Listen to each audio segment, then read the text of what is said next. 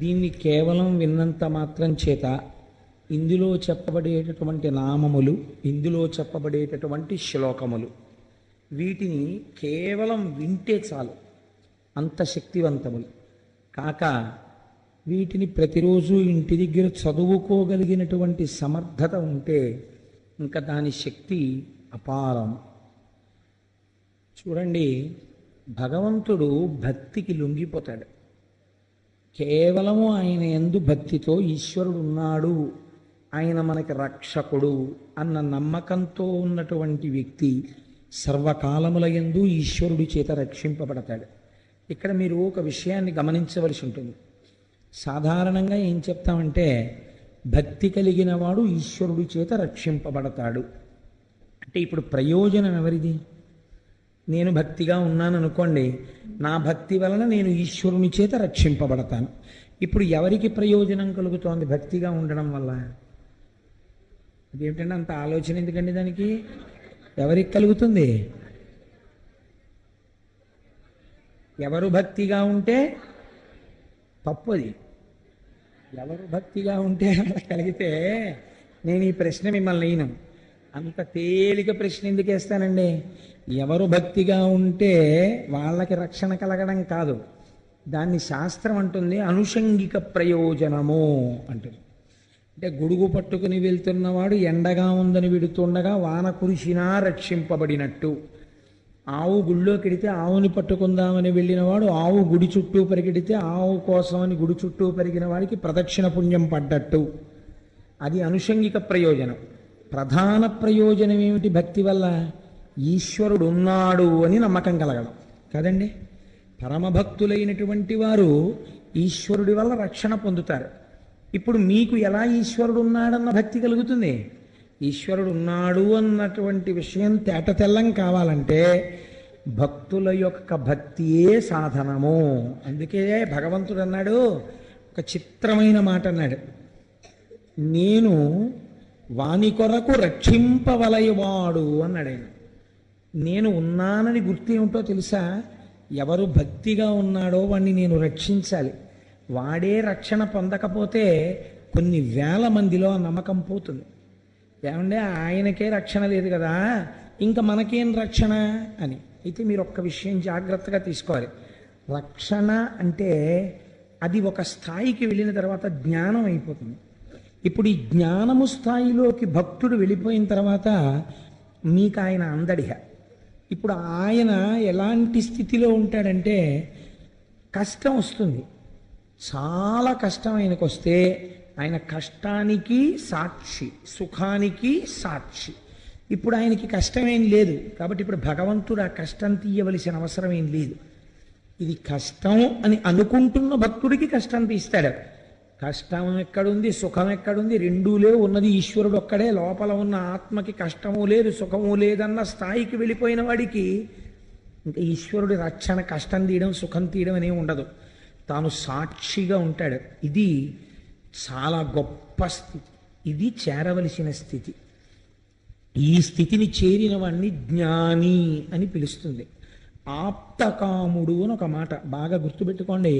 సనాతన ధర్మమునందు ఆప్తకాముడు అని ఒక మాట మాట్లాడతారు.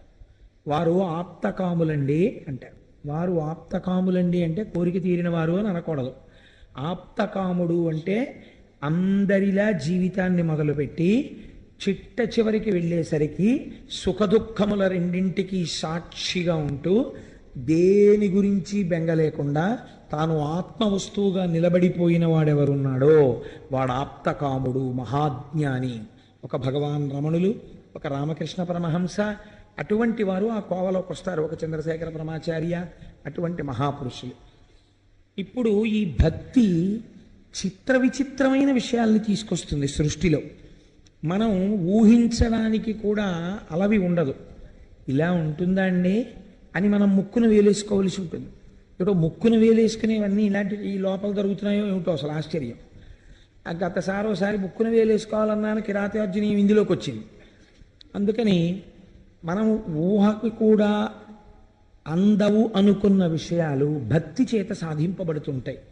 దీనివలన మనకి పూనిక కలుగుతుంది ఈశ్వరుడి యందు. ఇది ప్రథమ ప్రయోజనం.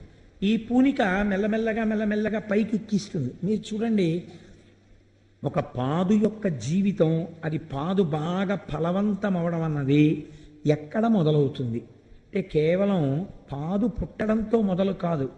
ఆ పాదు అల్లుకోవడానికి ఒక దృఢమైనటువంటి పందిరి కావాలి. ఒక పందిరి దొరికిందనుకోండి, అంటే ఆ పాదు ఇంకా చూసుకోక్కర్లేదు. ఆ పందిరంతా అల్లుకోవడమే దాని ప్రయోజనం. ఆ అల్లేసుకున్నప్పుడు ఆ పాదుని ఇలా చిందరవందర చెయ్యక్కర్లేదు. గళ్ళు గళ్ళుగా గళ్ళు గళ్ళుగా గళ్ళు గళ్ళుగా ఆ పందిరి కట్టగలిగినటువంటి నేర్పరితనం యజమానికి ఉంటే, రైతుకు ఉంటే, పందిరి మీద ఆకుని మీరు ఇలా ముట్టుకోకర్లా. పందిరి పైన పాకుతుంది, కాయలు చక్క కిందకి వేలాడుతుంటాయి. అసలు చూడగానే పందిరి ఎంత అందంగా ఉంటుందో, కాయ కావలసిన వాడు కాయని తుంపుతాడు తప్ప పందిరిని ముట్టుకోడు. మీకేం కనపడుతుందో తెలుసా అండి? అటువంటి పందిరిలో 3 కనపడతాయి. ఒకటి, అలా పాకినటువంటి పాదు యొక్క మొదలు, అది గట్టి పడిపోయినటువంటి మొదలొక్కటే కనపడుతుంది. బాగా అల్లుకోవడం చేత మీరు ఆ పందిరి కిందకెళ్ళి నిలబడితే పైకి చూసినప్పుడు వెలుతురు కనపడకుండుట, అంత గట్టిగా అల్లుకుంటుంది. మూడవది, ఆ పందిరి కాయల మధ్యలో ఉన్న గళ్ళల్లోంచి కిందకి దిగుట. ఆ పందిరిలో ఎక్కడ ఉన్నాయనుకోండి, మళ్ళీ మీరు పీకియాలి పందిరిని. ఇప్పుడు ఈ పందిరి ఒక్కసారి అలా వెయ్యగలిగితే ఇంకా పాదు జీవితం అదృష్టమే కదండి. అలా గురువు లోకంలో చేసేటటువంటి చాలా గొప్ప విషయం ఏమి, సదాశివ సమారంభాం అని కదా అంటాం. శంకరుడు గురువుగా ఎక్కడైనా అంటే నా ఉద్దేశం, శంకరుడు మీరు బాగా ఆలోచించవలసిన రీతిలో ఇలా జ్ఞానాన్ని అందించేటట్టుగా పరమ రాక్షసులైన వాళ్ళని చంపకుండా జ్ఞానులుగా మార్చాడా? అలా మారిస్తే అది చమత్కారం కదండి. అసలు చాలా ఆశ్చర్యం కదా. అప్పుడు వాడి జీవితం పందిరైంది. గురువు ఈ పందిరి వెయ్యాలి. గురువు యొక్క లక్షణం ఏంటంటే, పాదు రేపు బాగా కాయాలంటే పందిరి ఒక్కటి జాగ్రత్తగా వేసి తీగని పందిరి మీదకి పెట్టేస్తే, అందించేస్తే చాలు, ఇంకేం లేదు. ఏం చేయాలంటే రోజు మొదట్లో చెంబుడు నీళ్లు వస్తుండాలి. అలా అవతల వారి మనస్సు ఈశ్వరుణ్ణి అల్లుకునేటందుకు వీలుగా అందమైనటువంటి పందిరిని నిర్మాణం చెయ్యాలి. ఈ పందిరి ఈశ్వరుడి పట్ల ఆభిముఖ్యము, ఇది సత్యమే, ఇది మనం వినాలి, ఇది తెలుసుకోవాలి, ఇది ఆచరించాలి అనేటటువంటి బుద్ధి భక్తుని యందు కలిగేటట్టుగా ముందు గురువు నడవాలి. గురువుకు ఆ నడువడి లేదనుకోండి, యజమానే పందిరే లేదనుకోండి, పాది ఏం చేస్తుంది? గురువుకే లేదనుకోండి అటువంటి నడువడి. కేవలం నోటి మాట చెప్తే దానివల్ల ఎవరిని అనుసరిస్తాడు శిష్యుడు? గురువును అనుసరించడానికి గురువు దగ్గర ఏది అది చాకబుద్ధి. కనుక పందిరి వెయ్యగలగాలి, నీళ్లు మొదట్లో పొయ్యగలగాలి. ఎప్పుడు నీళ్లు పోసినా ఆది వస్తువు ఏదో ఆ ఈశ్వరుడి గురించే మాట్లాడుతుండాలి. ఎటువైపుకి వెళ్ళిపోతుండండి, మళ్ళీ అక్కడికి వచ్చేయాలి. చూశారా ఈశ్వరుడు అంటుండాలి. అది బాగా బలం అవుతుంది పాదుకి. అంతేగాని మీరు పందిరంతా నీళ్ళు వేయాలి ఏంటంటే పందిరి బలంగా ఉండడానికి? పందిరి మొదట్లో నీళ్లు పోస్తే చాలు. చక్కటి కుదురు కట్టి నీళ్ళు అటు ఇటు పోకుండా రోజు చెంబుడు నీళ్ళు. గురువుగారు తన దగ్గరికి వచ్చిన వాళ్ళతో రోజు ఈశ్వరుడు యందు పూనిక కలిగేటట్లుగా చక్కగా 4 మాటలు చాలు. ఆ పందిరి కావలసినన్ని ఫలాలను ఇచ్చేస్తుంది. ఈశ్వరుడు అంత గమ్మత్తుగా ప్రవర్తిస్తాడు. సదాశివ సమారంభాం అండంలో రహస్యం. మీరు ఇప్పుడు అవధరించండి. పూర్వకాలంలో భృగువు అనబడేటటువంటి మహర్షి, కవి అని నామాంతరం ఆయనకి. ఆ భృగువుకి ఒక కుమారుడు, ఆయనకి భార్గవుడు అని పేరు. ఇలా కూడా పూర్వకాలంలో ఉండేది, వాళ్ళందరూ భార్గవులే. ఇంకా ఆయన ఆ కుమారుడి పేరు భార్గవుడు. ఆయన తల్లి పేరు ఉషన. చాలా చిత్రంగా ఉంటాయండి. ఆవిడ పేరు ఉషన. భార్య పేరు ఊర్జస్వతి. పౌరాణికంగా ఉండేటటువంటి పేర్లని మీరు తీసుకుని వాటి వెనకాతల ఉండే రహస్యం ఏమిటో, ఆ పేరు ఎందుకు పెట్టారో, ఆవిడ అలా ఎందుకు ప్రవర్తించిందో మీరు విచారణ చేస్తే అబ్బాయి ఎంత మంచి పేరులో అనిపిస్తుంది మీకు. ఈ ఊర్జస్వతి ప్రియవ్రతుని యొక్క కుమార్తె. ఈ ప్రియవ్రతుడెవరు? ఉత్తానపాదుని యొక్క సోదరుడు. మీకు ఇప్పుడు ఉత్తానపాదుడు అనేటప్పటికి ఎవరు గుర్తు రావాలి? ధ్రువుడు జ్ఞాపకం రావాలి. అంటే ఏదో జరగబోతోంది. అంటే వంశంలో ముందు ఎక్కడికి వెడుతోంది? ఇతపూర్వం ఆకాశంలో ఒక గ్రహాలన్నీ తిరగడానికి ఆలవాలమైనటువంటి స్తంభముగా ఎవరు నిలబడ్డారో అటువంటి వాడు పుట్టిన వంశంలోని పిల్ల ఇక్కడికి వచ్చింది. ఇప్పుడు ఆవిడ కడుపున పుట్టాడు. ఇది సంస్కార బలాలంటే. ఒక్కొక్క మహాపురుషుడి యొక్క కుమార్తె ఒక్కొక్క వంశంలోంచి వచ్చిన పిల్ల సుక్షేత్రమవుతుంది. ఆమె ఒక మహాపురుషుడికి జననమివ్వడానికి కావలసినటువంటి తేజస్సుతో కూడిన క్షేత్రం అయి ఉంటుంది. కనుక కోడల్ని ఇంటికి తెచ్చుకోవడంలో మర్యాద ఎందుకు చూసుకోవాలి, జాగ్రత్త ఎక్కడ చూడాలంటే ఇక్కడే చూడవలసి ఉంటుంది. ఇన్ని ఆలోచిస్తే అలాంటి కోడల గురించి వెతుకుతూ కూర్చుంటే పిల్లాడికి వయసు అయిపోదు కదా అని కూడా అనుమానంగా ఉంటుంటుంది నాకు ఒక్కొక్కసారి. సరే, ఇప్పుడు నాకు అంత తొందరగా అవసరం ఏం లేదనుకోండి, కాబట్టి నేను నిదానంగా ఆలోచించుకోవచ్చు, హడావిడేం లేదు. కాబట్టి ఇప్పుడు ఆమె ఊర్జస్వతి. ఊర్జస్వతి భృగువు యొక్క భార్య. ఈ ఊర్జస్వతి భృగువుల యొక్క కుమారుడు భార్గవుడు. ఈయనకి మళ్ళీ 4 కుమారులు కలిగారు ఆ భార్గవునకు. వాళ్ళ పేర్లు చండు మొదట ఆయన పేరు, అమర్కుడు రెండో ఆయన పేరు, త్వాష్ట్రుడు ఒక ఆయన పేరు. ఈ మొదటి ఇద్దరి పేర్లు విన్నప్పుడు మీకు ఏం గుర్తొస్తుంది? చండు, అమర్కుడు. వీళ్ళిద్దరే రాక్షస జాతికి అంతటికీ గురువులు. ప్రహ్లాదోపాఖ్యానంలో ప్రహ్లాదుడికి పాఠాలు నేర్పిన రాక్షస గురువులు చండు, అమర్కుడు. కాబట్టి ఇప్పుడు ఈ పైన భార్గవుడు ఎవరు మీరు పట్టేసేయగలగాలి. చండామర్కులవా ఇద్దరు కూడా ఎవరి కొడుకులు? శుక్రాచార్యులు వారి కొడుకులు. ఈయనకి మరి శుక్రుడన్న పేరు ఎలా వచ్చింది? భార్గవుడు కదా, అంటే బిరుదునామం అయి ఉండాలి. అసలు పేరుని బిరుదునామం కప్పేసింది. అంత కీర్తి ఎక్కడి నుంచి వచ్చింది మీరు విచారణ చేయవలసి ఉంటుంది. ఇప్పుడు చండు, అమర్కుడు, త్వాష్ట్రుడు, ధరాత్రుడు 4 కుమారులు పుట్టారు. ఈయనకి ఒక కోరిక పుట్టింది భార్గవుడికి. ఇది సృష్టిలో చాలా చిత్రమైనటువంటి కోరిక. మీరు ఇతపూర్వం పురాణం విన్నప్పుడల్లా ఒక విషయాన్ని రోజు వింటున్నారు. ఎవడైనా రాక్షసులు సాధారణంగా ఏం కోరుతారు? అయ్యా నీ చచ్చిపోకూడదంటారు. నీ చచ్చిపోకూడదంటే వాడి ఉద్దేశం ఏమిటంటే ఆత్మకి చావు లేదు కాబట్టి ఇంకేం చచ్చిపోకూడదు, శరీరం చచ్చిపోకూడదు అంటే బ్రహ్మగారు అంటారు అలా కుదరదు, ఇంకో మాట చెప్పండి అంటారు. అంటే వాడు ఏదో పెద్ద లిస్టు చెప్తాడు. చెప్తే బ్రహ్మగారు అంటారు తథాస్తు అంటారు. వెంటనే మహానుభావుడు శ్రీమన్నారాయణుడు దానికి మినహాయింపు వచ్చేటట్టుగా ఒక అవతారం తీసుకుంటాడు. తీసుకుని సంహరించేస్తాడు. ఇది అడిగిన వాడు ఉండడు, వెళ్ళిపోతాడు. ఈ మధ్యలో కొంత అల్లరి చేస్తాడు వాడు మొదటి కన్ను ఏమిటంటే దేవలోకం మీదకి వెళ్ళిపోతూ ఉంటాడు, చేస్తుంటాడు. ఇంతే కథ, ఎక్కడికి వెళ్ళినా అంతే. కాబట్టి ఇంత తపస్సు చేసి చచ్చిపోకూడదని కోరేవాళ్ళు రాక్షసులు. ఋషులు తపస్సు చేసి ఇంకా మేము పుట్టకూడదంటారు. వాళ్ళు దీనికి విరుద్ధం అడుగుతారు, ఇంకా మేము పుట్టకూడదు. ఇంకా మళ్ళీ పుట్టడం అంటే ఏంటి? శరీరం పుచ్చుకోకూడదు. శరీరం పుచ్చుకోకూడదంటే వాళ్ళు ఏమవ్వాలి? మోక్షం పొందాలి, అంటే ఈశ్వరుల్లో కలిసిపోవాలి. వాళ్ళంటారు మాకు మళ్ళీ పుట్టుకొద్దంటారు. వీళ్ళంటారు మేము సావకూడదంటారు. సావకూడదని అడిగిన వాళ్ళు చచ్చిపోతుంటారు, పుట్టకూడదని అడిగిన వాళ్ళు పుట్టకుండా అయిపోతూ ఉంటారు కదండి. నాకు చావు పుట్టుకలతో భయం లేదన్నవాడు కూడా చావు పుట్టుకలకి అతీతంగానే వెళ్ళిపోతాడు. అది విచిత్రం. శంకరాచార్య వారు అలాగే అడిగారు. అయితే అది ఇంకా పెద్ద స్థాయి అలా అడగడం. అసలు నిజంగా మీరు ఆ స్థాయిల గురించి వింటుంటే ఇంకా గమ్మత్తుగా ఉంటుంది. కాబట్టి ఇప్పుడు ఈయన ఈ 2 కోవలకి చెందడి భార్గవుడు. ఈయనన్నాడు అసలు చావన్నది ఒకటి లోకంలో ఉంది కదా, శరీరాలు చచ్చిపోతూ ఉంటాయి కదా, ఈ చచ్చిపోయిన శరీరాన్ని వెంటనే బతికించేసే శక్తి నాకు వస్తే అనుకున్నాడు. ఇది ఎంత చిత్రమైన కోరికండి.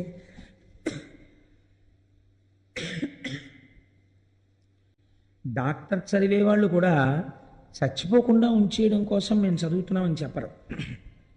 దేనికి చదువుకుంటారు అంటే అలా ఉంచితే డాక్టర్లు చచ్చిపోతున్నారు కదండి, అది మరీ దారుణం కదా. అలా డాక్టర్లు మాత్రం చావకుండా ఉంచగలరు ఏమిటి?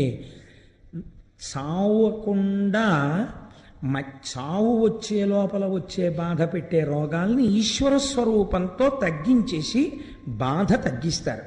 బాధ తగ్గించగలిగిన వాడు ఈశ్వరుడైతే ఆ ఈశ్వర రూపంలో వైద్యుడున్నాడు కాబట్టి వైద్యో నారాయణో హరి ప్రథమో దైవ్యో భిషక్. ఈయన చిత్రమైన కోరికోటి వచ్చింది ఈయనకి. ఇలా చచ్చిపోయిన వాడిని నేను వెంటనే ఓ మంత్రం వేయగానే వాడు బతకాలి. ఇప్పుడు ఆయన ఏం కోరుకుంటున్నట్టు లోకంలో? ఆయన ప్రతి సృష్టి చేస్తూ ఉంటాడు. ఆయన సృష్టి క్రమంలో బ్రహ్మగారు ఇన్నేళ్ళు బతకాలి అంటే దాని ఉద్దేశం ఏంటి? ఆ తర్వాత చచ్చిపోవాలని. బ్రహ్మగారు రాసిన రాతని తిరగరాస్తాడనమాట ఈయన. ఇప్పుడు నేను ఆ స్థాయికి ఎదగాలి. నాకు మృత సంజీవని అంటే చచ్చిపోయిన శరీరాన్ని మళ్ళీ పుట్టించాలి. నేను ఎలా? మళ్ళీ ఇంకో శరీరంతో పుడితే బ్రహ్మగారి గొప్పతనం. అలా కాదు, ఏ శరీరంతో చచ్చిపోయాడో అక్కడ మళ్ళీ వాడు పుట్టియాలి. మళ్ళీ అదే శరీరంతో, అంతే వయస్సులో, అంతే ముడతలు పడిన శరీరంతో, అంత బలంతో వాడు చచ్చిపోతే మళ్ళీ అంత బలంతో వాడు పుట్టియాలి. అలా నేను చెయ్యగలనా? ఇప్పుడు ఈ కోరిక పుడితే ఆయన ఆలోచించాడు, నాకు ఈ కోరిక ఎవరు తీరుస్తారు? ఈ కోరిక తీర్చడానికి సృష్టికర్తగా ఉన్నవాడు, స్థితికర్తగా ఉన్నవాడు, ప్రళయకర్తగా ఉన్నవాడు వాడు బ్రహ్మము. వాడు కదా సృష్టి చేస్తున్నాడు, నిలబెడుతున్నాడు, లయం చేసేస్తున్నాడు, మళ్ళీ సృష్టి చేస్తున్నాడు. వాడు మళ్ళీ ఇంకో రూపంలో సృష్టిస్తున్నాడు ఇదే జీవుణ్ణి. కానీ ఇప్పుడు నేను ఆ బ్రహ్మము యొక్క అనుగ్రహంతో ఇంకొక మెట్టు ముందుకెళ్ళాలి. ఎలా పడిపోయిన వాడిని అలాగే మళ్ళీ పుట్టించగలగాలి, బతికించగలగాలి. ఆ శక్తి ఎక్కడి నుంచి వస్తుంది? ఇవి చేసేవాడెవడో వాడి దగ్గర నుంచే రావాలి. వాడు తొందరగా ఎక్కడ తపస్సు చేస్తే ప్రీతి పొందుతాడు? కాశీ పట్టణంలో తపస్సు చేస్తే ప్రీతి పొందుతాడు, అక్కడే ఉంటాడు కాబట్టి నేను అక్కడికి వెళతానన్నాడు. వెళ్ళి ఇప్పుడు ఈయన కాశీపట్టణం వెళ్ళి తపస్సు మొదలెట్టాడు. ఇప్పుడు ఈయన ఎందుకు తపస్సు మొదలుపెట్టాడో శంకరుడికి తెలుసా తెలియదా? తెలుసు ఖచ్చితంగా. ఎటువంటి తపస్సు చెయ్యడం మొదలుపెట్టాడు? రాక్షసపరమైనటువంటి తపస్సు ఆయన చేయలేదండి. కాశీలో ఒక శివలింగాన్ని ప్రతిష్ఠ చేశాడు ఆయన. ప్రతిష్ఠ చేసి దానికి ప్రతిరోజు 1000 మార్లు అభిషేకం చేసేవాడు. ఒకరోజు సూర్యాస్తమయం నుంచి మరునాడు సూర్యాస్తమయం వరకు, సూర్యోదయం వరకు, సూర్యోదయం నుంచి సూర్యోదయం వరకు. ఎందుకని? ఈశ్వరుడికి షట్కాల పూజ ఉంది శివార్చనలో. కాబట్టి ఆయన సూర్యోదయం నుంచి మళ్ళీ సూర్యోదయం లోపల ఒక 1000 మార్లు అభిషేకం చేసేవాడు. అందులో తప్పకుండా ఆయన 3 వాడేవాడు. ఇదే అభిషేకానికి ఉన్న గొప్పతనం. మొదటిది పంచామృతములను వాడాడు. ఆ పంచామృతముల యొక్క శక్తే వేరండి అసలు. ఎప్పుడైనా మీకు వీలైనప్పుడు పంచామృతములు అభిషేకము అని ఒక ఉపన్యాసం చెప్తాను. పంచామృతాలు వాడాడు. 2 శుద్ధ జలం వాడాడు. ఎందుకని? పంచామృతాలు వాడాడు అంటే శుద్ధ జలం వాడాడు అని అర్థం. అభిషేకం చేసేటప్పుడు ఒక పదార్థాన్ని వాడి రెండో పదార్థాన్ని శివలింగం మీద వెంటనే పోస్తే అది అపచారం. ఒక పదార్థాన్ని పోస్తే మళ్ళీ శుద్ధ జలం పోయాలి, పోసి రెండో పదార్థం పోయాలి. పాలు పోసేసి, పెరుగు పోసేసి, తేనె పోసేసి అలా అభిషేకం చేయకూడదు. పాలు పోస్తే నీళ్లు పోయాలి. అందుకే శుద్ధ జలంతో ఒక పాత్ర పక్కన పెట్టుకోవాలి, ఒక పెద్ద బిందె, దాని దగ్గర ఒక చెంబు పెట్టుకుని పాలు పోసి నీళ్లు పోయాలి. అందుకే కదా నిన్న పొద్దున్న అభిషేకం చేసేటప్పుడు ప్రతి పదార్థానికి మళ్ళీ శుద్ధ జలంతో చేశాను. కాబట్టి అలా మార్చి చేస్తారు. కాబట్టి ఇప్పుడు పంచామృతములతో అభిషేకం అంటే మధ్యలో తప్పకుండా ఏది వాడబడింది? శుద్ధ జలం వాడబడింది. దానితో పాటు ఈశ్వరుడు చాలా తొందరగా ప్రీతిపాత్రుడై 10 మందిని బతికించేటట్టుగా, అంటే కడుపున పుట్టినటువంటి వాళ్ళు ఇబ్బంది లేకుండా సంతోషంగా ఆయురారోగ్యాలతో ఉండాలంటే గంధోదకంతో అభిషేకం చేయాలి. అందుకని గంధోదకాన్ని వాడాడు. ఎందుకు వాడాలి? 10 మంది చచ్చిపోయిన వాళ్ళని మళ్ళీ బతికించాలనుకుంటున్నాడు. అప్పుడు వాళ్ళందరూ తనకి బిడ్డల పట్ల మళ్ళీ పుట్టిన వాళ్ళు, ఇప్పుడు ఇంత శక్తి కావాలి కాబట్టి గంధోదకం వాడాడు. ఎంత గమ్మత్తో చూడండి, ఇంత శాస్త్రీయమైన అభిషేకం చేశాడు. దీనికి ఆయనకి ఇంకొక వేరే వ్యాపకం లేదు. ఏమిటో తెలుసా అండి? ఈ 1000. మీరు ఇందులో ఒక పెద్ద రహస్యాన్ని కనిపెట్టండి. ఇలా చేసేటప్పుడు భార్గవుడు పరమశివుణ్ణి అభిషేకానంతరం అర్చన చెయ్యాలి. మళ్ళీ లఘువుగానైనా సరే పొడిగా తుడిచేసి వస్త్రం కట్టి అభిషేకం చెయ్యాలి. అర్చన చెయ్యాలి. ఈ అర్చన చేసేటప్పుడు ఆయన కొన్ని పువ్వులు వాడాడు. ఇందులో నేను మీకు చెప్తాను, మనకి బాగా అందుబాటులో ఉన్నప్పటికీ మనం ఎప్పుడూ పరమశివుణ్ణి అసలు వాటితో అర్చన చేయము. కారణమేమి? మనకి పౌరాణిక జ్ఞానము లేకపోవటయే. మనకి తెలీదు. ఎంతసేపు పళ్ళరసాలు తెస్తాం కానీ అసలు శివుడికి వీటితో చేస్తే తొందరగా ప్రీతిపాత్రుడవుతాడని మనకి తెలియదు. ఇప్పుడు వినండి ఆ జాబితా. సంపంగి పూలు చేస్తామనుకోండి, పోని ఉమ్మెత్త పూలు తక్కువ, గన్నేరు పూలు వాడుతుంటారు, తామర వాడతాం, కొండగోగు తక్కువ, జాజి వాడతాం, కడిమి పువ్వు దొరకడం కూడా చాలా కష్టం. కడిమి పువ్వు సాధారణంగా వాడడం. అలాగే పొగడ పువ్వు వాడుతూ ఉంటారు, కలువ పువ్వు వాడుతూ ఉంటారు, మల్లె పువ్వు వాడతారు, కమలములు వాడతారు, సురపొన్న పూలు అక్కడక్కడ వాడతారు, దర్భాగ్రములు. ఇవాళ మేము అభిషేకం చేస్తున్నామండి. అభిషేకం తర్వాత అర్చన చేయడానికి దర్భాగ్రములు సిద్ధం చేసుకున్నాము అన్న వాళ్ళ ఎంతమంది ఉన్నారో నాకు చూపించండి. శివాభిషేకం చేసిన తరువాత కొత్త దర్భలు తీసుకొచ్చి వాటి తలుక చివుర్లు తుంపి ఒక ఆకులో వేసుకొని చక్కగా శివనామాలు చెప్తూ ఆ దర్భాగ్రములతో పూజ చేయాలి శంకరుడికి. ఎందుకు చెప్పండి అలా పూజ చేయడం? దాని వెనకాతల ఒక పెద్ద రహస్యం ఉంది. ఒక మంత్రం చెప్తుంటారు. ఆ మంత్రం చెప్పినప్పుడు గడ్డిపరకని అలా ముట్టుకుంటే, గడ్డిపరక అంటే దర్భ, ఆ దర్భని ఇలా ముట్టుకుంటే సర్వ పాపములు నశించిపోతాయి.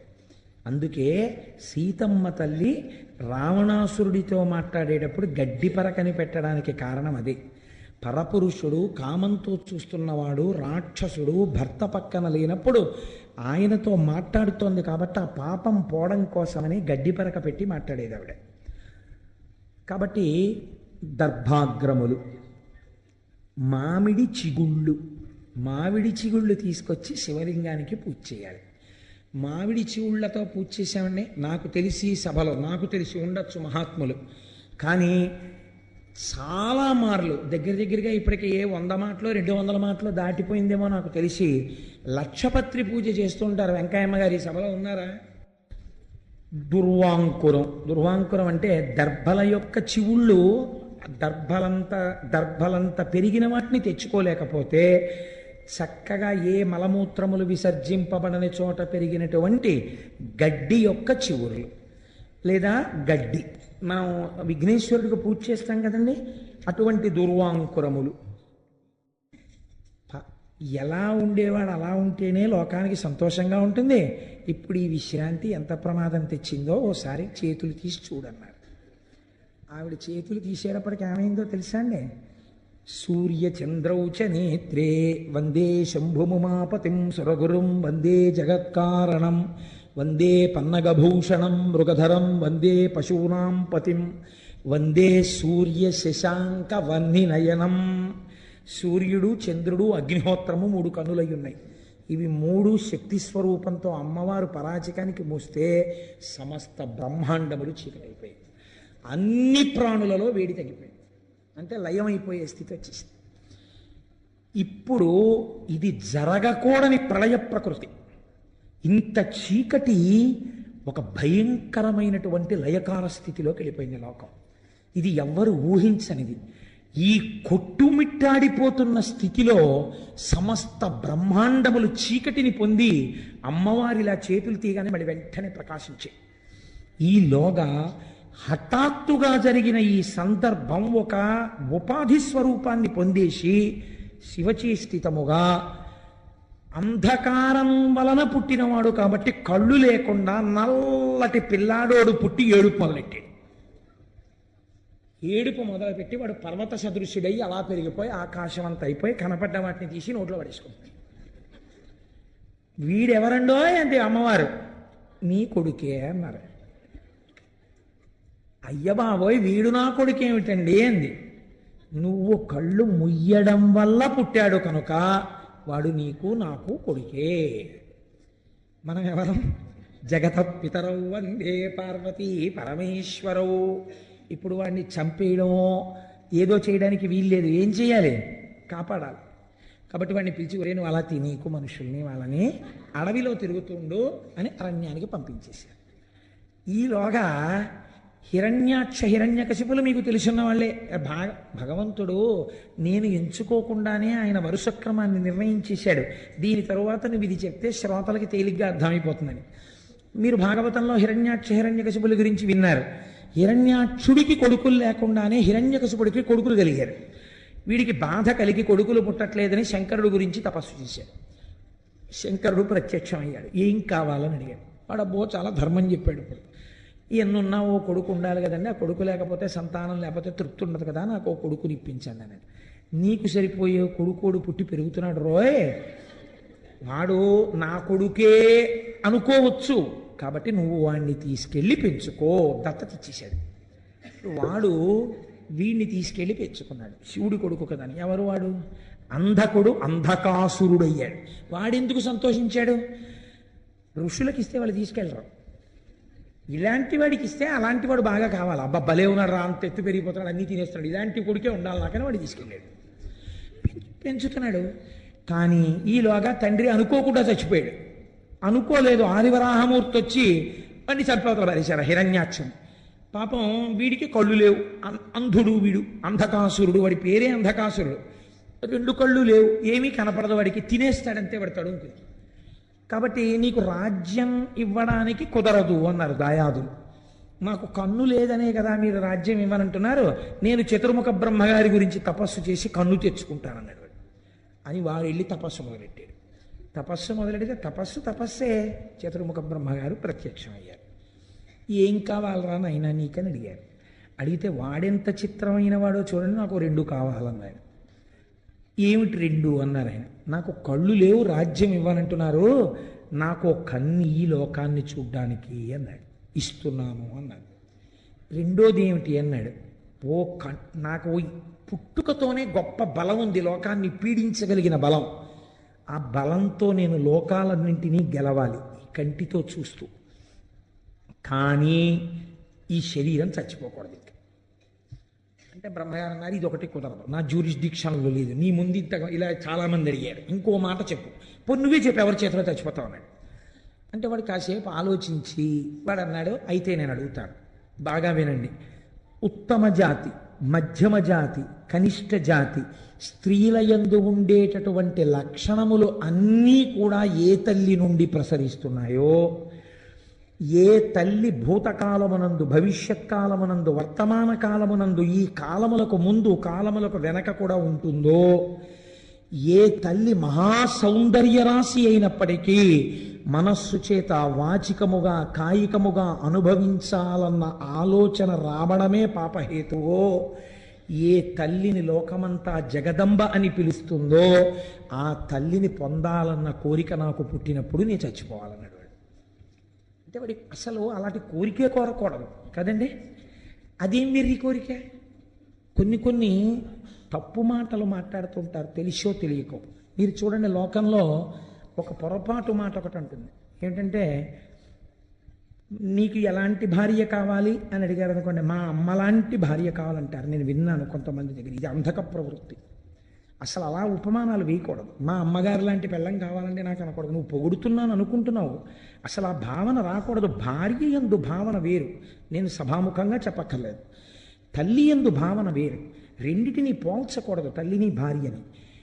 మీరు చక్కగా వినయ విధేయతలతో మా నాన్నగారిని మా అమ్మగారు ఎలా అనువర్తిస్తుంటారో అనువర్తించుట యందు అటువంటి వినయ బుద్ధి కలిగినటువంటి భార్యని మా అమ్మ తప్పకుండా నిర్ణయించగలదు, మా నాన్నగారు. అందుచేత మా అమ్మ నాన్నగారులు నిర్ణయించిన పిల్ల నాకు భార్య అవ్వాలనాలి, అంటే మా అమ్మ లాంటి భార్య రావాలనకూడదు. ఉపమానమునందు దోషం ఉంటుంది. ఇప్పుడు వాడు తెలిసో తెలియకో ఈ మాట అన్నాడు. ఇప్పుడు వాడికి ఎవరు తల్లి? అమ్మవారే తల్లి వాడికి. శంకరుడు చెప్పేశాడు కదా. ఇప్పుడు అంటే వాడు ఏం కోరుకున్నాడు? తన తల్లి యందు తనకు మోహం పుట్టాలని కోరుకున్నాడు. తథాస్తు అన్నారు బ్రహ్మగారు. ఇప్పుడు ఏమవుతుంది? అదే జరుగుతుంది. ఒకనొకనాడు వీడి భటులు వెళ్ళారు. మందరగిరి పర్వత గుహలో కూర్చుని శంకరుడు తపస్సు చేసుకుంటున్నాడు. పార్వతీదేవి ఉపచారాలు చేస్తుంది. ఆవిడ్ని చూశారు, ఆయన్ని చూశారు. ఈ తపస్సు చేసుకునేవాడికి ఇంత అందమైన భార్య ఎందుకు, మనకు అంధకాసురుడికి అయితే బాగుంటుందని వాడికి చెప్పారు. వాడు కబురు చేశాడు, నీ భార్యను నాకు ఇచ్చి నువ్వు తపస్సు చేసుకోవడానికి వెళ్ళిపో, లేకపోతే చంపేస్తాను అన్నాడు. శివుడు అన్నాడు, నేను నిన్ను చంపేస్తాను తప్ప నీ చేతిలో నేను చచ్చిపోలేను. ఇలా కనపడుతున్నానని అలా అనుకుంటున్నావేమో, నేను యుద్ధానికి వస్తే చాలా తేడాగా ఉంటుంది. కాబట్టి అబ్బాయి నువ్వు ఇటువంటి మాటలు మాట్లాడరాదు. వాడికి ఇది అర్థం కాలేదు. అర్థం కాకపోతే శంకరుడు అప్పుడు తపస్సులో ఉన్నాడు. ఆయనకి తెలుసు వీడి యందు ఈ లక్షణము బాగా గట్టిపడాలి, గట్టి పడితే వీడు చచ్చిపోతాడు. కాబట్టి ఇప్పుడు ఆయన అన్నారు, ఏమిటి అల్లరంతాను నీ కోసం వాళ్ళు వస్తూ ఉండడం ఏమిటి, వాళ్ళేమో నిన్ను భారీగా పొందాలనుకోవడం ఏమిటి, నన్ను అడుగుతుండడం ఏమిటి, నేను ఇక్కడ కూర్చోవాలంటే తపస్సు పాడైపోతుంది, నేను ఇంకో చోటుకి వెళ్ళిపోయి 1000 ఏళ్ళు తపస్సు చేసుకుంటాను, నీ పాటలేవో నువ్వు పడనై వెళ్ళిపోయాడు. అంటే భార్యను వదిలేశాడని మీరు అనుకుంటున్నారా? కాదు. ఆయనకి తెలుసు వాడి పాపం పండడానికి తను మధ్యలో ఉండకుండా చూపు వాడు చూసి వాడు చచ్చిపోవాలి. కాబట్టి ఇప్పుడు ఆ అంధకాసురుడు అమ్మవారి కోసం అని చెప్పి యుద్ధం మొదలెట్టాడు. దేవతలందరూ అమ్మవారి పక్షం, రాక్షసులందరూ వాళ్ళ పక్షం. ఇది మీరు చాలా జాగ్రత్తగా వినండి సుమా. యుద్ధం జరిగింది, 1000 ఏళ్ళు అయిపోయింది. యుద్ధంలో అయిపోతే శంకరుడు తిరిగి వచ్చాడు. ఏమి ఇంకా అవలేదా, ఈ గొడవ తేలలేదా, ఇంకా వాడేం అయిపోలేదా అన్నాడు. ఇంకా అవలేదు, అవుతోంది గొడవ, యుద్ధం జరుగుతోంది మా మధ్య అన్నాడు. ఇంతలో ఒక చిత్రం జరిగింది. విఘసుడు అని ఒక రాక్షసుడు బయలుదేరాడు. వాడు నందీశ్వరుడి దగ్గర నుంచి చతుర్ముఖ బ్రహ్మగారి వరకు దేవతలందరినీ మింగేశాడు. వాడు నోట్లో పడేసుకుని. ఇప్పుడు వాళ్ళందరూ వాడి కడుపులోకి వెళ్ళిపోయారు. ఏడి నందీశ్వరుడు అని అడిగాడు ఆయన. మింగేశాడు విఘసుడు అన్నాడు. ఇలాంటి రాక్షసులు కూడా ఉన్నారన్నమాటని శంకరుడు తన త్రిశూలంతో వాడి పొట్ట మీద పొడిచి నొక్కితే దేవతలందరూ మళ్ళీ నోట్లోంచి బయటపడ్డారు. బయటపడి మళ్ళీ వాళ్ళు శంకరుడి పక్షానికి వచ్చి యుద్ధం మొదలెట్టారు. ఇలా యుద్ధం మొదలు పెడితే వచ్చిన ఇబ్బంది ఏం లేదండి, కానీ ఒక్కటే ఇబ్బంది వచ్చింది. శంకరుడు దేవతా సైన్యము పొడుస్తూ ఉండడం, చంపుతూ ఉండడం. అబ్బే ఆయన ఇచ్చిన వరంతోనే ఈ పని చేస్తే బాగుంటుందా బాగుండదా అని ఆలోచించి, నేను రాక్షసులకు గురువును కదా చేయకపోతే బాగుండదని ఈ శుక్రాచార్యులు వారు వచ్చి మృత సంజీవని మంత్రం వేస్తూ ఉండడం. ఇందువల్ల యుద్ధం అవ్వట్లేదు. ఎంతమందిని చంపినా మళ్ళీ తెల్లవారేటప్పటికి అటెండెన్స్ రిజిస్టర్లో అన్ని పేర్లు ఉంటున్నాయి, మళ్ళీ వచ్చేస్తున్నారు యుద్ధానికి. ఒరే వీళ్ళందరినీ నేను చంపేశాం కదరా మళ్ళీ వచ్చేస్తున్నారు ఏమిట్రా అంటే, దర్శనం చేసుకున్న వాళ్ళే మళ్ళీ దర్శనానికి వచ్చేస్తున్నారేమోనయ్యా, ఇంతమంది ఉన్నారు ఏమిటన్నారు మన స్వామి గారు. అలా ఇదేమిటి ఇలా వచ్చేస్తున్నారు, విషయం ఏమిటన్నాడు తెలియనట్టు శంకరుడు.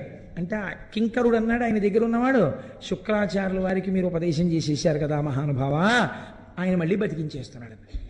ఎక్కడున్నాడు శుక్రుడు అన్నాడు. అదిగో అక్కడ పర్ణశాల వేసుకుని శరీరాలను అక్కడికి పట్టుకెడతారు, మంత్రం చెప్తుంటారు, వాళ్ళు లేచి వచ్చేస్తుంటారు. ఇదే ప్రక్రియ. అందుకని ఇలా వెళ్ళి ప్రసాదం పుచ్చుకొచ్చేసినట్టు ఈ భౌతికాయాలు తీసుకుని అక్కడికి ఎడతారు. ఆయన ఇలా అంటాడు, మళ్ళీ లేచి వెళ్ళిపోతుంటారు, పరిగెడుతుంటారు, వాళ్ళు యుద్ధానికి వచ్చేస్తుంటారు.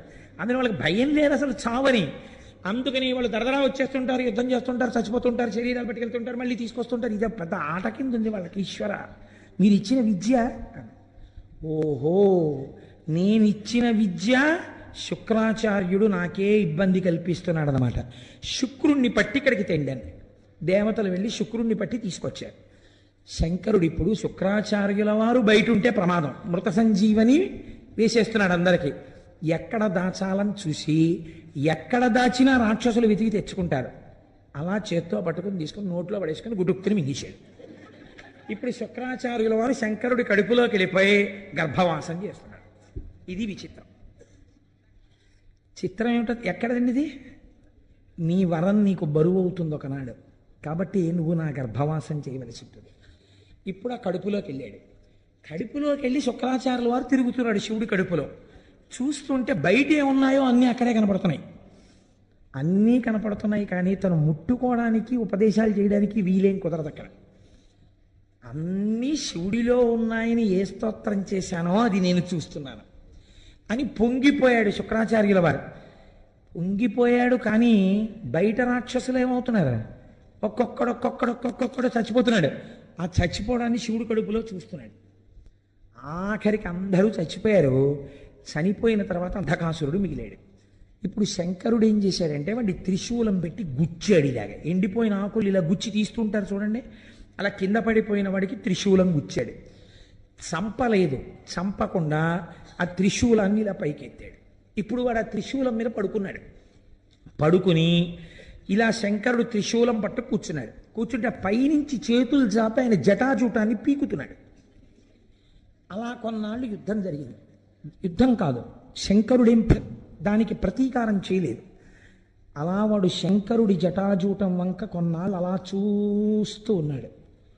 చూస్తూ ఉండిపోయిన తర్వాత ఒక ఆశ్చర్యకరమైనటువంటి విషయము ద్యోతకమైంది. ఈ కంటితో ఉన్న కంటితో ఇన్నాళ్ల నుంచి దేన్ని చూసి ఇవన్నీ అనుభవైక వేద్యములు అనుకుంటున్నాడో, త్రిశూలమునకు గుచ్చుకుని ఉండిపోయిన తరువాత వాడికి వీళ్ళు నా తల్లిదండ్రులు, లోకమునకే తల్లిదండ్రులు, నేను ఎంత పాపపు కోరిక కోరాను, నా పాపం ఎలా నిష్కృతవుతుందని అప్పుడు వాడు శంకరుడు యొక్క 108 నామములు చెప్పాడు. 108 నామములు చెప్పిన తర్వాత శంకరుడు త్రిశూలాన్ని కిందకి దింపి ఇలా అన్నాడు. వాడు ఊడి కింద పడ్డాడు. కింద పడి వాడు కన్నీరు వరదలై కారుతుండగా పార్వతీ పరమేశ్వరుల పాదాల మీద పడ్డాడు. అయ్యా, ఈ కంటితో చూస్తున్నది సత్యం అనుకోవడం తప్పైపోయింది. అందుకని ఒక తప్పు కోరిక కోరాను. ఈ త్రిశూలం మీద పడుకున్నాక నాకు అసలు విషయం అర్థమైంది. నా తప్పు మన్నించి నన్ను కరుణించమని అడిగాడు. నిన్ను ప్రమథగణాలలో ఒక గణాధిపతిగా తీసుకుంటున్నానని శంకరుడు గణాధిపతిగా తీసుకున్నాడు. అంధకాసురుడు శంకరుడికి కింకరుడైపోయి భక్తితో బతికేశాడు. ఆ 108 నామాలు పరమశక్తివంతం. దీని వెనకాతల ఉండే రహస్యం ఏమిటో మీకు నేను చెప్తాను కొద్దిసేపట్లో. మీరు కంగారు పడకండి. కనీసం నేను ఆ 108 నామములు మీకు చెప్పకపోతే నేను కించిత్తు దోషం చేసిన వాడిని అవుతానేమో అని నాకు అనిపించి నేను ఆ 108 నామాలు మీకు చూపించడం కోసం అని చెప్పి తీసుకొచ్చాను. మీరు ఒక్కసారి విందురు. కానీ నేను తింగరవాడిని ఇందులో పెట్టాను, అక్కడ పెట్టాను.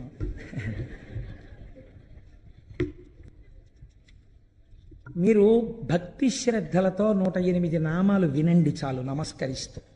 అలా చెప్తే ఏమైందో నేను తర్వాత చెప్తాను. అందుకే కొన్ని కోట్ల కోట్ల కోట్ల జన్మల తర్వాత తప్ప ఇవి వినరు అంది శాస్త్రం. ఇవి చదవరు. ఈ నామాలండి ఇంట్లో కూర్చొని చదువుకుంటే చాలు, అంత శక్తివంతాలు. ఎందుకని? త్రిశూలం మీద పడుకుని చెప్పాడు ఆయన 108 నామాలు. అవి మహాదేవుడు, విరూపాక్షుడు, చంద్రశేఖరుడు, అమృతుడు, శాశ్వతుడు, స్థాణువు, నీలకంఠుడు, పినాకి, వృషభాక్షుడు. అంటే వృషభము మీద కూర్చుని ఉండేవాడు కాబట్టి వృషభాక్షుడు, మహాజ్ఞేయుడు, పురుషుడు, సర్వకామదుడు, కామారి, కామదహనుడు, కామరూపుడు, కపర్ది, విరూపుడు, గిరిశుడు, భీముడు, సృక్కి, రక్తవస్త్రుడు, యోగి, కామదహనుడు, త్రిపురఘ్నుడు, కపాలి, గూఢవ్రతుడు, గుప్తమంత్రుడు, గంభీరుడు, భావగోచరుడు, అణిమాది గుణాధారుడు, త్రైలోక్యైశ్వర్యదాయకుడు, వీరుడు, వీరహనుడు, ఘోరుడు, విరూపుడు, మాంసలుడు, పటువు, మహామాంసాదుడు, ఉన్మత్తుడు, భైరవుడు, మహేశ్వరుడు, త్రైలోక్యద్రావణుడు, బుద్ధుడు, లుబ్ధకుడు, యజ్ఞసూదనుడు, ఉన్మత్తుడు, కృత్తివాసుడు, గజకృత్తి పరిధానుడు, క్షుబ్ధుడు, భుజంగభూషణుడు, దత్తాలంబుడు, వీరుడు, కాశినీ పూజితుడు, అఘోరుడు, ఘోరదైత్యఘ్నుడు, ఘోరఘోషుడు, వనస్పతి రూపుడు, భస్మాంగుడు, జటిలుడు, శుద్ధుడు, భేరుండక తసేవితుడు, భూతేశ్వరుడు, భూతనాథుడు, పంచభూతాశ్రితుడు, ఖగుడు, క్రోధితుడు, విష్ణురుడు, చండుడు, చండీశుడు, చండికాప్రియుడు, చండుడు, తుంగుడు, గరుత్మంతుడు, అసవభోజనుడు, లేలిహానుడు, మహారౌద్రుడు, మృత్యువు, మృత్యు అగోచరుడు, మృత్యువు, మహాసేనుడు, శ్మశానవాసి, అరణ్యవాసి, రాగస్వరూపుడు, విరాగస్వరూపుడు, రాగాంధుడు, వీతరాగ శతార్చితుడు, సత్వగుణుడు, రజోగుణుడు, తమోగుణుడు, అధర్ముడు, వాసవానుజుడు, సత్యుడు, అసత్యుడు, సద్రూపుడు, అసద్రూపుడు, అహేతుకుడు, అర్ధనారీశ్వరుడు, భానువు, భానుకోటి శతప్రభుడు, యజ్ఞస్వరూపుడు, యజ్ఞపతి, రుద్రుడు, ఈశానుడు, వరదుడు, నిత్యుడు, శివుడు. ఇవి 108 నామములు. త్రిశూలం మీద పడుకుని ఆయన చెప్పినటువంటి పరమపావనమైన నామములు. ఇందులో ఉండేటటువంటి రహస్యాన్ని మీరు అర్థం చేసుకోండి. మనందరం కూడా పార్వతీ పరమేశ్వరుల యొక్క బిడ్డలమే. కానీ మనకి ఉన్నటువంటి బ్రహ్మదత్తమైన నేత్రము, సృష్టి అందియబడిన నేత్రము దేనికి ఉపయోగపడుతోంది? నన్ను మీరు క్షమిస్తే కామక్రోధములను అనుభవించడానికి, నామరూపాత్మకంగా లోకంలో మీకు బాగా ఇష్టమనిపించినది కామం తెచ్చి ఇంట్లో పెట్టడానికి, దాన్ని అనుభవించడానికి. అది అనుభవైక వేద్యము కాలేదు అనుకున్నా, వేరొకడికి దక్కుతోందన్నా క్రోధం వచ్చి వ్యగ్రతతో ప్రవర్తించడానికి. పేపర్లు తీస్తే అవే కదండి తెల్లారితే. కాబట్టి ఇటువంటి కామక్రోధములకు ఆ కన్ను పనికొస్తోంది. దాని వలన మీరు ఉపయోగమును పొందలేకపోతున్నారు. ఈ కన్ను త్రిగుణములలో తిప్పుతోంది. అందుచేత ఎటువంటి స్థితిని పొందుతున్నాం మనం అంటే, కామమునకు వశులమై హద్దులేని స్థితిని పొందడమే ఆయన అడిగినటువంటి వరం. కాబట్టి ఇప్పుడు దీని వలన ఏది వస్తుంది? మృత్యు వస్తుంది, మళ్ళీ పుట్టుకొస్తుంది. పుట్టుక మృత్యువు లేని స్థితి రాదు. కానీ ఈ కన్ను ఈశ్వరుణ్ణి చూడ్డానికి ఎప్పుడు పనికొచ్చింది? త్రిశూలం మీద పడుకుంటే పనికొచ్చింది. త్రిశూలం అనగా ఏమి అంటే సత్వ రజస్తమోగుణాతీతమైన స్థితి. సత్వం అంటే కొంతసేపు సంతోషంగా ఉండడం, రజోగుణం అంటే పరిగెడుతూ ఉండడం, ఏదో సంపాదించాలి, ఏదో తీసుకొచ్చేయాలి, ఆ వస్తువు తీసుకొచ్చేయాలి, కోరికతో ఉండడం. తమోగుణం అంటే కోపంగా ఉండడం, పడుకుంటూ ఉండడం, నిద్రపోతూ ఉండడం, అలసత్వం, బుద్ధిజాడ్యం, ఇవన్నీ తమోగుణం. మనం ఈ మూడింట్లోనే తిరుగుతాం. కాసేపు సంతోషంగా ఉన్నట్టుంటాం, టికెట్లు ఇస్తున్నారు, కౌంటర్ తీశారనేటప్పటికీ ఎగబడిపోతాం, ఓ లైన్లో కూడా నిల్చాం. అప్పుడు మనని రజోగుణ ప్రకోపం, అక్కడే దెబ్బలాడుకోవడం, తమోగుణ ప్రకోపం. ఆ తర్వాత మైకట్టుకుని ఎవరో అరిస్తే లైన్లో నించోవడం, సత్వగుణం. కాబట్టి ఏమైంది? నిన్న దెబ్బలాడుకున్న వాళ్ళే మర్నాడు పూజకు పట్టుపంచ కట్టుకుని వచ్చి ఎంతో భక్తి ప్రపత్తులతో పూజ చేస్తాడు. ఏమనుకోవాలి? సత్వగుణం. మీరు కావలసిన కోరిక కోరుకోండి అని అనడమే భయం. నీ పాదముల యందు అచంచలమైన భక్తి నిమ్మనడం, ఏదో కోరికలు కోరుతాడు. రజోగుణం.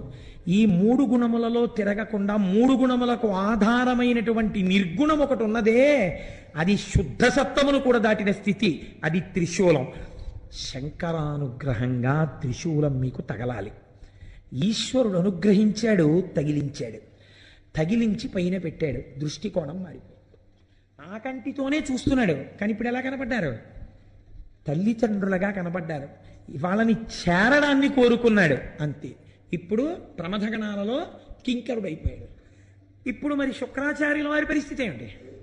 ఆయన లోపల కూర్చున్నారు గర్భంలో, యుద్ధం అయిపోయింది, చూస్తున్నారు. అన్ని చక్కగా లైవ్ టెలికాస్ట్ టీవీలో చూసినట్టు చూస్తున్నారు. ఓర్ నాయనో, నేను ఎవరి కోసం అందరినీ బతికించానో ఆ అంధకాసురుడు శివుడు ప్రమథగణాల్లోకి వెళ్ళిపోయాడు. ఇప్పుడు యుద్ధం లేదేం లేదు, బయటంతా ప్రశాంతం. ప్రారంభమైనప్పుడు ఎంత వానో, ఉపన్యాసం అయిపోయేటప్పటికి అంత తగ్గిపోయినట్టు, కథా ప్రారంభంలో ఎంత అల్లరో కథ చివరికి అంత ప్రశాంతం అయిపోయింది. నేను మాత్రం కడుపులో ఉండిపోయాను. ఎలా? ఇప్పుడు ఆయనకి ఇబ్బంది పట్టుకొచ్చింది. ఇబ్బంది పుట్టుకుంటే ఆయన ఒక చిత్రమైనటువంటి పని చేశాడు. ఇప్పుడు శివగర్భమునందు వాసము చేసి శివగర్భములో తిరిగి తిరిగి ఆ కడుపులోంచి బయటికి రావాలనుకున్నాడు. బయటికి రావాలని ఆయన ఒక గొప్ప స్తోత్రం చేశాడండి శుక్రాచార్యుల వారు. శాస్త్రం అంటుంది, ఈ స్తోత్రం చదివిన, ఈ స్తోత్రం విన్నా అటువంటి వాళ్ళందరూ ఈ జన్మలో మళ్ళీ శంకరుణ్ణే చేరుతారు అని చెప్పింది. కాబట్టి అంత పరమ పవిత్రమైనటువంటి స్తోత్రము. మీరు ఆ స్తోత్రాన్ని అవతరించండి. ఆయన లోపల కూర్చుని రకరకాల తత్వానుసంధానంతో శంకరుణ్ణి పిలిచాడు పేర్లతో. ఆయన అన్నాడు, ఓం నమస్తే దేవేశాయ. ఎవరైనా ఎదురుగుండా కూర్చుని చేస్తారు, ఈయన ఎక్కడ చేస్తున్నాడు? ఆయన కడుపులోనే కూర్చుని చేస్తున్నాడు, ఆయనకి వినపడతాను. ఓం నమస్తే దేవేశాయ సురాసుర నమస్కృతాయ భూత భవ్య మహాదేవాయ హరిత పింగళ లోచనాయ బలాయ బుద్ధిరూపిణే వైయాఘ్రవసనచ్ఛదాయ ఆరణేయాయ త్రైలోక్య ప్రభవే ఈశ్వరాయ హరాయ హరినేత్రాయ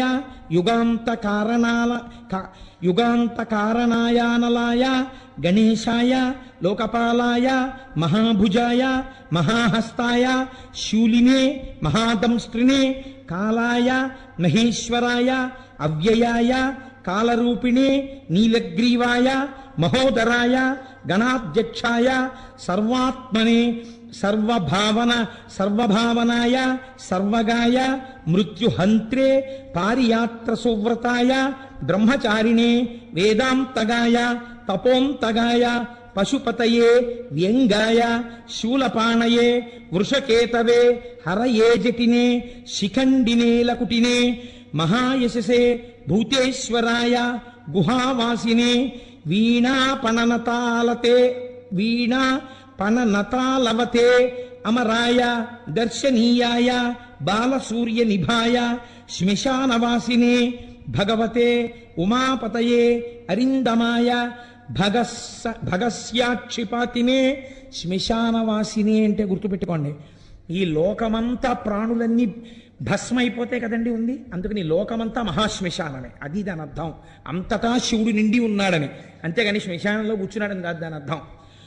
ఒకవేళ ఉన్న అందరూ వదిలి వెళ్ళిపోయే చోట ఆయన ఒక్కడే ఉన్నాడు మనకి స్వాగతం చెప్పి కౌగిలించుకోవడానికి.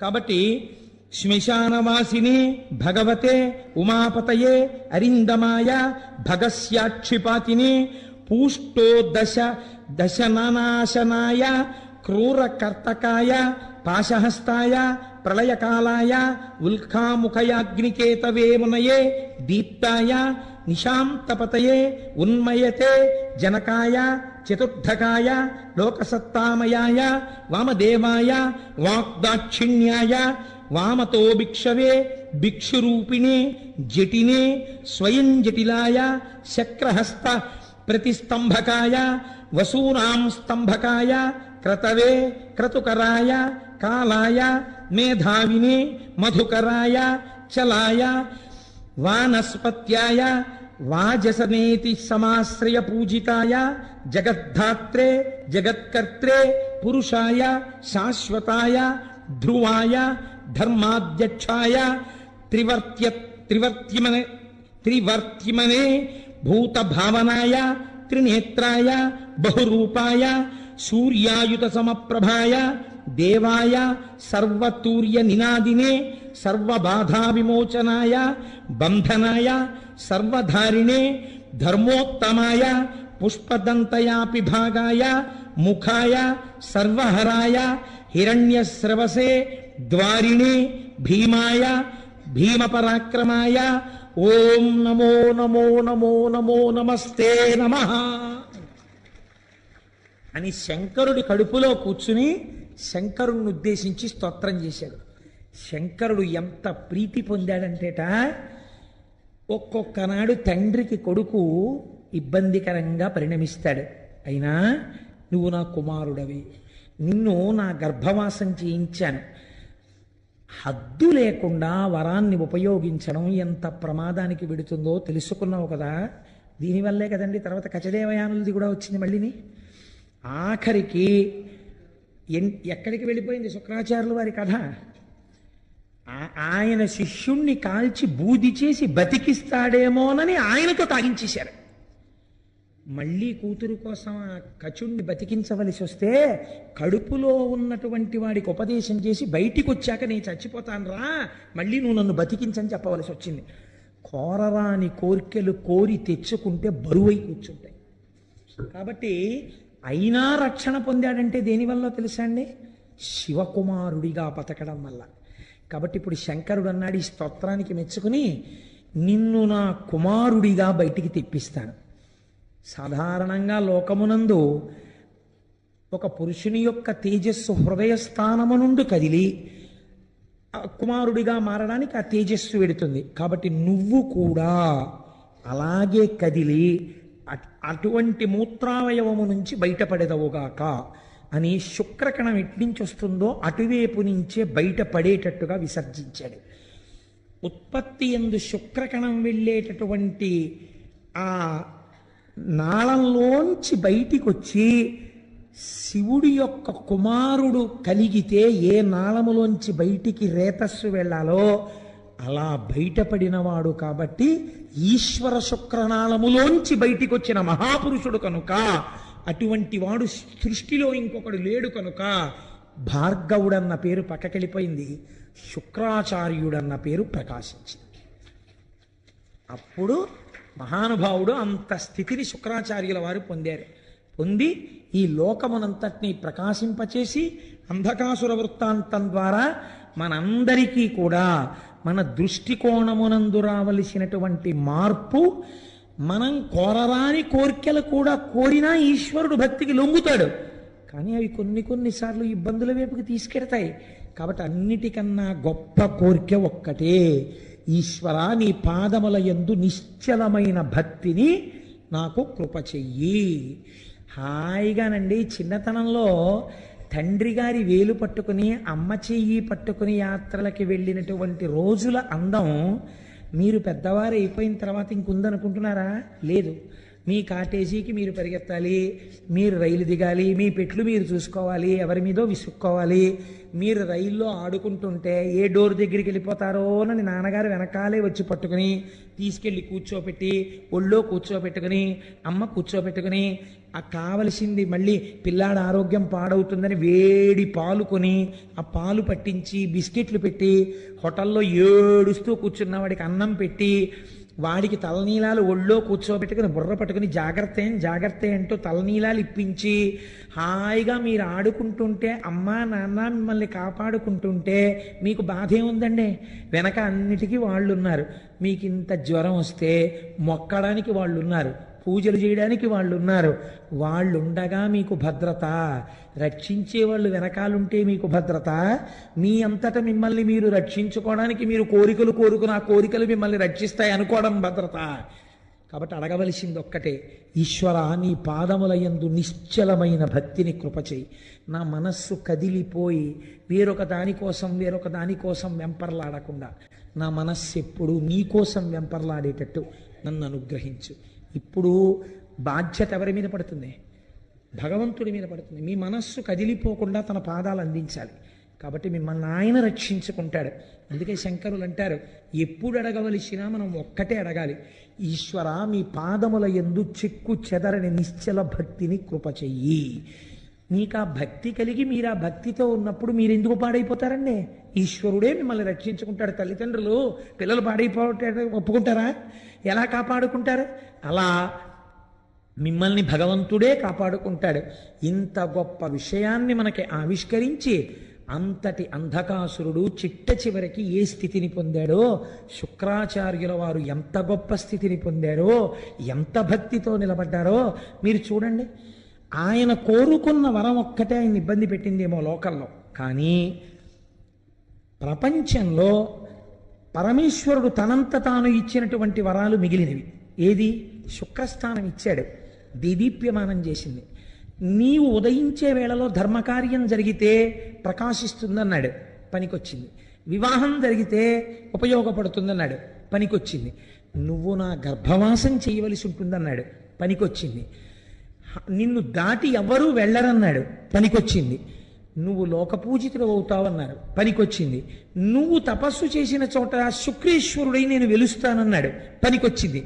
ఇందులో స్నానం చేసి నక్తం చేస్తే పుత్రులు పుడతారన్నారు, పనికొచ్చింది. నీ యందు భక్తితో ఉంటే పిల్లలు పుడతారన్నారు, పనికొచ్చింది. ఇబ్బంది పెట్టింది ఏదైనా ఉంటే తనంత తాను కోరుకున్నది ఒక్కటే పెట్టేది. కాబట్టి మీకు నాకు ఏమర్థం అవ్వాలి? మనంత మనం ఏమీ కోరక్కర్లేదు. ఎప్పుడైనా మీరు కోరిక కోరుకోండి అంటే ఏ కోరిక కోరాలని దాని అర్థం? నీ పాదముల యందు చెక్కు చెదరని నిశ్చల భక్తిని కృప చేయదుగాక. మహానుభావుడు జగద్గురువులు కనుక, దయార్ద్ర హృదయుడు కనుక, శంకరులుగా వచ్చారు కనుక శంకరులు ఇదే చెప్తారు.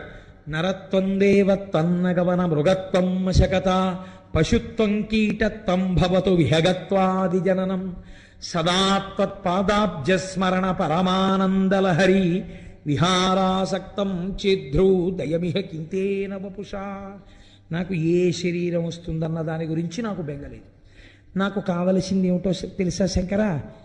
ఏ శరీరంలో ఉన్నా నీ పాదముల యందు భక్తి. ఆయన ఏకంగా శరీరాల స్థాయిలో మాట్లాడారు. దూర్జటన్నాడు, లోకుల్నంగని మెచ్చని ఎలుగని లోలోన నిందించని చీకాకున్బడని మహాత్ముడనని జేలొగ్గని మూకీభావమునం తిట్టని త్రోయని నీ కారుణ్యము కలిగి ఉండినను అంతే చాలునో శంకరా అన్నాడు. ఇవి మనం నేర్చుకోవలసినవి. ఆయన అనుగ్రహం ఉందా? పవి పుష్పంబగు అగ్ని మంచగు నాకోపారం భూమి స్థలంబగు శత్రుండతిమిత్రుడవు విషము దివ్యాహారమౌ నిన్నగా అవనీ మండలి లోపలన్ శివ శివేచ్ఛాభాషణోల్లాసకిన్ శివా నీ నామము సర్వవశ్యకరమౌ శ్రీకాళహస్తీశ్వర. మీరు తెలిసో తెలియకో ఆ నామాన్ని రాసేటప్పుడు కాయిక కైంకర్యం అవుతుంది. చెయ్యి పట్టుకుంటుంది, కాళ్ళు రాయడానికి వీలుగా కూర్చుంటాయి, శరీరం వంగుతుంది, కళ్ళు చూస్తాయి, పెన్నుని వేళ్ళు పట్టుకున్నాయి, శ్రీ శివ అని లోపల ఉచ్చరిస్తున్నారు. పైకి అంటే ఫలితం తక్కువ, లోపలంటే ఫలితం ఎక్కువ. కాబట్టి ఇప్పుడు పైకి అనకుండా శ్రీ శ్రీ అనుకుంటూ రాస్తున్నారు. లోపలంటున్నారు మానసిక వాచిక కాయిక కైంకర్యములు 3 జరిగిపోయాయి.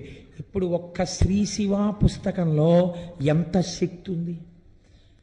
అలాంటివి ఒక 5 కోట్ల శ్రీ శివ పుస్తకం తయారై ఒక స్తూపంలో పెట్టామనుకోండి, ఇప్పుడు ఆ స్తూపం ఏమవుతుందో తెలుసా అండి? అపారమైన శక్తి కేంద్రం అయిపోతుంది. ఇప్పుడు ఇది ఎవరికి పనికి వస్తుంది? ఎవరు రాశారో తెలియదు, పుస్తకాలన్నీ లోపల ఉన్నాయి. ఊళ్ళో ఎవరికైనా ఇబ్బంది వచ్చిందనుకోండి, వెళ్ళి ఆ శివస్తూపం చుట్టూ ప్రదక్షిణం చేస్తారు. శక్తికి ఒక లక్షణం ఉంటుంది, అది ప్రసరణం జరుగుతుంది. ఇప్పుడు విద్యుత్ ఉందనుకోండి, పరిగెడుతుంది ప్రవాహం. ఇప్పుడు ఆ లోపల ఉన్న శక్తి పైకి తరంగముల కింద వ్యాప్తి చెంది ఉంటుంది. మీరు ఆ తరంగములలోకి వచ్చి నిలబడి తిరుగుతున్నారనుకోండి, ఏ ఆలోచన చేస్తే మీకు ఆ కష్టం పోతుందో అలా కష్టం పోయే శక్తి అందులోంచి మీ మనస్సులోకి ప్రవేశించి ఆ నిర్ణయం వేపదు బుద్ధిని మారుస్తుంది. కాబట్టి ఊళ్ళో ఉన్న వాళ్ళని రక్షించుకోవడానికి పరమాత్మ పేరు రాసి స్తూపం కట్టుకోవాలి కదా. రామనామం ఎంత గొప్పదో శివనామము అంతే గొప్పది. శివుడు రాముడని 2 లేవుగా, ఇప్పుడేగా విన్నారు మీరు. మహానుభావుడు చేసినటువంటి స్తోత్రం. ఆ శుక్రాచార్యుల వారు గరుత్మంతుడవు కూడా నువ్వే అని చెప్పారు. ఉన్నది ఒక్కటే పదార్థం. ఈనాడు మనకి నామం రాసే అవకాశం వచ్చింది, రాసాం. ఈశ్వరుడు అటువంటి ప్రచోదనం ఇచ్చాడు. మళ్ళీ ఎప్పుడైనా మనకు అవకాశం వస్తే రామకోటి కూడా రాసి రామనామాలకు స్తూపం కడదాం. మనకి రామనామం మీద పరమ ప్రీతి. రామనామం అంటే పొంగిపోతాం. మనకేమి శివనామమే రాయాలి, రామనామం రాయకూడదని మనకేమి భేషజాలు లేవు. ఇవాళ ఈశ్వరుడు మనకు ఆ ప్రచోదనం ఇచ్చాడు, శివనామం రాస్తున్నాం. రేపు ఈశ్వరుడు మళ్ళీ ప్రచోదనం ఇస్తే ఈ స్తూపం కాదంటే రామనామ స్తూపం కూడా కడదామండి అని మీ అందరూ సంతోషపడ్డారనుకోండి. నిన్న ఎందరో ప్రాంగణంలో కూర్చుని శ్రీ శివ రాస్తుంటే ఎంత సంతోషించానో నేను. ఎంత చక్కగా వీళ్ళందరూ ఆ పుస్తకాన్ని టైం వేస్ట్ అవ్వకుండా ఎలా రాసుకుంటున్నారా అనిపించింది. చక్కగా ఆ పుస్తకాలన్నీ స్తూపంలో వేస్తాం. ఇవాళ ఈశ్వరుడు ఆలోచన ఇచ్చాడు. ఏమో ఒకనాటికి ఈ దేవాలయ ప్రాంగణం ఎక్కడెక్కడ కోరికలు తీరని వాళ్ళు కాకినాడ వెళ్ళి అయ్యప్ప స్వామి గుడి ప్రాంగణంలో రామకోటి స్తూపం, శివకోటి స్తూపం, కృష్ణకోటి స్తూపం, అంబాకోటి స్తూపం, అన్ని స్తూపాలు ఉన్న ఏకైక దేవాలయం కాకినాడ అయ్యప్ప గుడి. వెళ్ళి ప్రదక్షిణాలు చెయ్యండి అని పిల్లల్ని పంపుతారేమో.